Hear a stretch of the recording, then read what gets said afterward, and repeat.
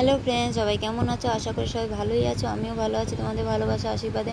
আজকে তোমাদেরকে আমি নতুন একটা রেসিপি দেখাবো। সেটা হয়েছে, রেসিপিটার নাম হলো পাতা পোড়া। তো পাতা পোড়া কী কী উপকরণ লাগে চলো দেখে নিই। আমি এখানে প্রথমে কিছুটা ময়দা নিয়ে নিয়েছি। তোমরা যতটা বানাবে তোমরা তোমাদের মতো করে নিয়ে নেবে। এরপরে আমি এখানে নিলাম চালের গুঁড়ো।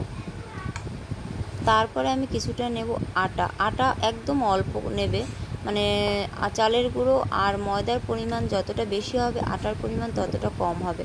এরপরে আমি এখানে নেব নারকেল কোড়ানো কিছুটা, এরপরে পরিমাণ মতো চিনি। এরপরে আমি দুটো কলা নিয়েছি, তো তোমরা চাইলে আরও বেশি নিতে পারো, তো অতিরিক্ত নেবে না, তাহলে কিন্তু এটা একটু শক্ত হয়ে যাবে, ভালো লাগবে না। এরপরে আমি সামান্য পরিমাণ নুন দিয়ে দেবো। এর মধ্যে একটু সামান্য খাবার সোডা দিয়ে দেবো, একদম অল্প পরিমাণে। তো এরপরে আমি জল দিয়ে অল্প অল্প জল দিয়ে এটাকে ভালো করে মাখবো। তো জলটা তোমরা একবারে দেবে না, অল্প অল্প করে জল দেবে, ভালো করে এটা ভালো করে চটকে তারপরে মাখতে হবে, যাতে কলাটা শক্ত শক্ত না থাকে। তো দেখো আমি কিভাবে এটা মেখে নিচ্ছি। দেখো আমার মাখা হয়ে গেছে। এভাবে একদম আমার মতো এভাবে মেখে নেবে, না হলে কিন্তু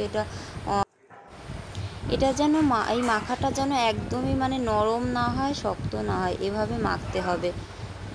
দেখো আমার মাখা হয়ে গেছে। এরপরে আমি এখানে কতগুলো কলা পাতা নেব। তো আমি আমাদের গাছ থেকে কলা পাতাগুলো কেটে নিয়েছি। তো তোমরা এবার গ্যাসের উপরে লো ফ্লেমে গ্যাসটা ধরিয়ে এর ভেতর দেখো কলা পাতাগুলো ছেঁকে নেবে, এক এক করে সবগুলো কলা পাতা ছেঁকে নেবে। তাহলে কি হয়, কলা পাতাটা ভেঙে যাওয়ার ভয় থাকে না।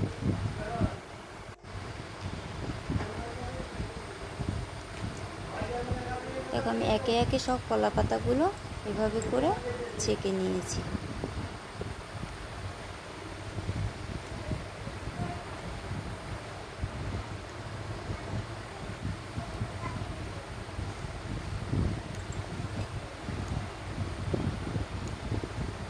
এরপরে আমি কলা পাতার উল্টো দিকে অল্প পরিমাণ তেল মেখে নেব, যাতে পিঠেটা না লেগে যায় পাতায়, যাতে আমি তুলতে পারি ভালোভাবে। তো তেলটা মাখানোর পরে দেখো আমি সারা বাড়ি ভালো করে মাখিয়ে নিতে হবে। তো এরপরে আমি অল্প অল্প করে যেটা মেখেছিলাম সেই পিঠেটার কাইগুলো সবগুলো আমি দিয়ে দেবো, একে একে দিয়ে দেব। তো দেখো আমি দিয়ে দিচ্ছি। চামচে দিয়ে হবে না, তো হাত দিতে হবে অবশ্যই। দেখো আমি হাত দিয়ে বেশ ভালোভাবে গোল করে দিয়ে দেবো। এবার একটা ওই অপর সাইডে পাতাটা দিয়ে ঢেকে দিতে হবে। তো আমার হয়ে গেল। দেখো আমি এরপরে প্রতিটা কলা পাতা এরকম তেল মাখিয়ে একে একে সবগুলো বানিয়ে নেব।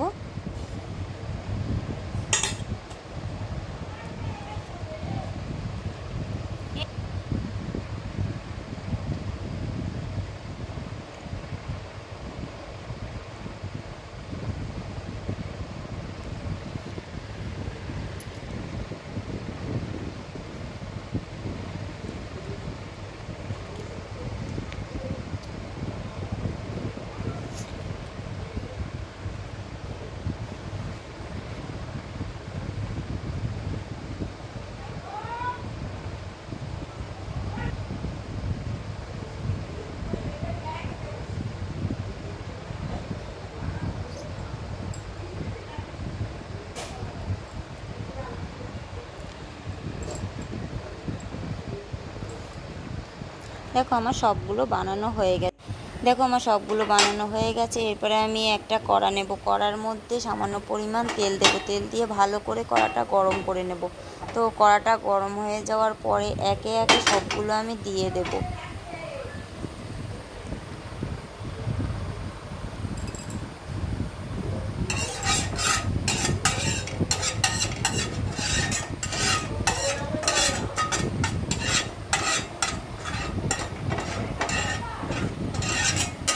দেখো আমার তেলটা গরম হয়ে গেছে। এবার আমি পিঠেগুলো সবগুলো দিয়ে দিচ্ছি একে একে। একসঙ্গে কিন্তু সবগুলো দেবে না, তাহলে কিন্তু এটা অত ভালো হবে না। দুটো কি তিনটে তোমাদের কড়াই অনুসারে কিন্তু তোমরা দেবে। আমার তিনটে কড়াইতে তিনটে ধরে যায়, তো আমি তিনটে করেই দিয়েছি।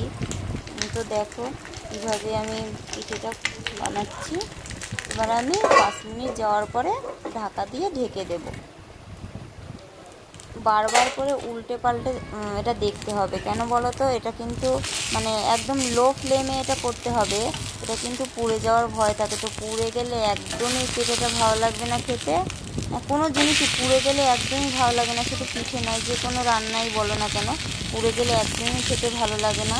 তো দেখো, বারবার করে এটা উল্টে পাল্টে দিতে হবে, বারবার করে দেখতে হবে যাতে পুড়ে না যায়। আবার আমি ঢাকা দিয়ে দেব 10 মিনিটের জন্য। দেখো আমার এটা হয়ে গেছে, এবার আমি তুলে নেব এটা। আবার আমি অন্য পিঠেগুলো দিয়ে দিচ্ছি, একবারে এখানে আমার 4টে পিঠেই ধরে গেছে। তো দেখো, আবার ঢাকা দিয়ে দেব। তো রেডি হয়ে গেল আমার পিঠেগুলো। দেখো কি সুন্দর পিঠেগুলো হয়েছে।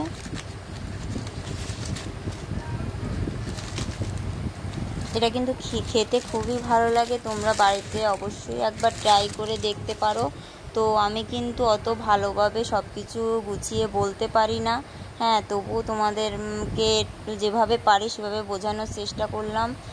ভালো লাগলে ভিডিওটা লাইক কমেন্ট করে